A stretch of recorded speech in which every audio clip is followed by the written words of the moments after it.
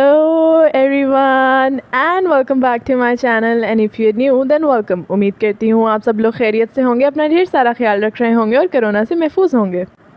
तो दोस्तों आज का हमारा टॉपिक है निकाह और ज़िना में क्या फ़र्क है। पहले तो हम जानेंगे कि आया निकाह होता क्या है, देखते हैं कि निकाह क्या होता है। तो दोस्तों मैं इस टाइम गूगल ट्रांसलेट यूज़ कर रही हूँ, आप लोग भी कर सकते हैं और ख़ुद देख सकते हैं।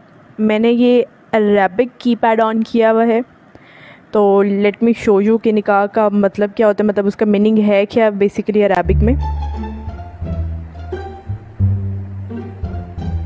ओह व्हाट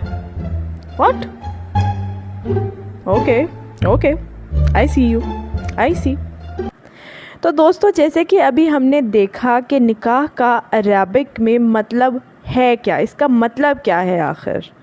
अब हम देखते हैं कि निकाह में और ज़िना में फ़र्क क्या है। ज़िना क्या है पहले वो जान लेते हैं।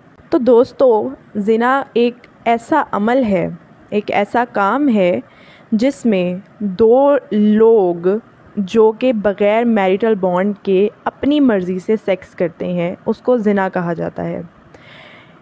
इसकी निस्बत अडल्ट्री में वो दो लोग शामिल होते हैं जिनमें से कोई एक या दोनों ही शादीशुदा हों लेकिन किसी और के साथ, और उसे अडल्ट्री बोला जाता है। तो जैसे कि हमने देखा है कि निकाह का मतलब क्या होता है, ज़िना का मतलब क्या होता है और अडल्ट्री का मतलब क्या होता है और इनमें क्या क्या सिमिलैरिटीज़ पाई जाती हैं। इन सारों में एक बात तो कंफर्म है और सिमिलर है कि जी you have to get fucked, either way or that way you have to get fucked। बस इन सब चीज़ों में फ़र्क इतना है कि निकाह में आपको कबूल है करना पड़ता है और निहायत ख़र्चे करने पड़ते हैं रिलीजन के नाम पे और पाक रिश्ते के नाम पे, लेकिन एट दी एंड आपने करना वही सब कुछ है। लेकिन इसका ड्रॉबैक ये है कि इसमें लड़की का कॉन्सेंट कोई मायने नहीं रखता, बिल्कुल भी नहीं रखता, क्योंकि अगर वो मना करेगी तो वो लानत की हकदार बन जाती है। और इसी तरह अगर ज़िना की बात की जाए तो ज़िना में आपका कॉन्सेंट मैटर करता है। अगर आप लड़की हैं तो यस आपका कॉन्सेंट बिल्कुल मैटर करता है कि आप करना चाहती हैं या नहीं करना चाहती, और फरिश्तों की लान तान से भी आप बच जाएंगी। तो दोस्तों आप अपना बताएं कि आपको इस बारे में क्या लगता है। क्या ये एक फ़िज़िकल नीड नहीं है? क्या ये इंसानी ज़रूरत नहीं है? क्या ये जानदारों की ज़रूरत नहीं है? बिल्कुल है, ये एक फ़िज़िकल नीड है, एक फ़िज़िकल एक्ट है जो कि हमारी ज़रूरत भी है। मेरी बात से मुराद ना ली जाए कि आप सेक्स किसी के साथ भी कर सकते हैं और कभी भी कर सकते हैं, ऐसा बिल्कुल नहीं कह रही मैं। और अगर आप ऐसा चाहते भी हैं तो कॉन्सेंट आपका होना और आपका और दूसरे का होना भी बहुत ज़रूरी है इस चीज़ के लिए। I am not saying to go out and do reps और समथिंग, ऐसा कुछ नहीं कह रही मैं। लेकिन अगर आपको अपनी फ़िज़िकल नीड्स पूरी करनी ही है तो उसके लिए आपको कबूल है कहने की आखिर ज़रूरत ही क्या है।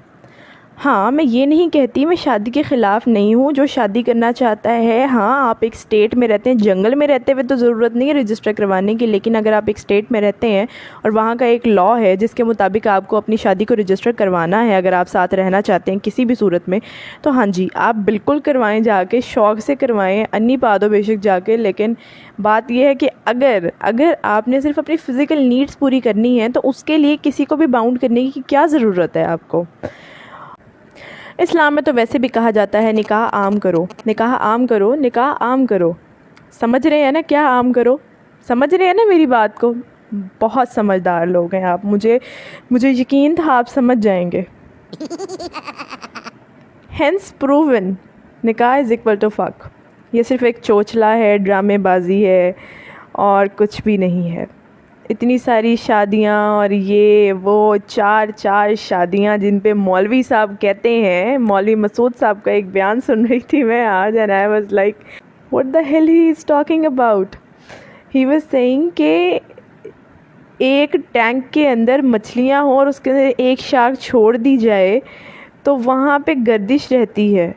उस शार्क को बीवी से کر رہا تھا، کمپیئر کر رہا تھا کہ اگر آپ کے گھر میں ایک بیوی ہے تو آپ کا سلسلہ اچھا چلتا رہتا ہے، لڑکے بھڑکے یہ وہ ڈر کے چلتا رہتا ہے، لیکن اگر چار چار ہوں تو سوچیں کتنا اچھا چلے گا۔ کتنی بڑی بکواس ہے ان لوگوں کی نا، اب کیا کہے بندہ ان لوگوں کو۔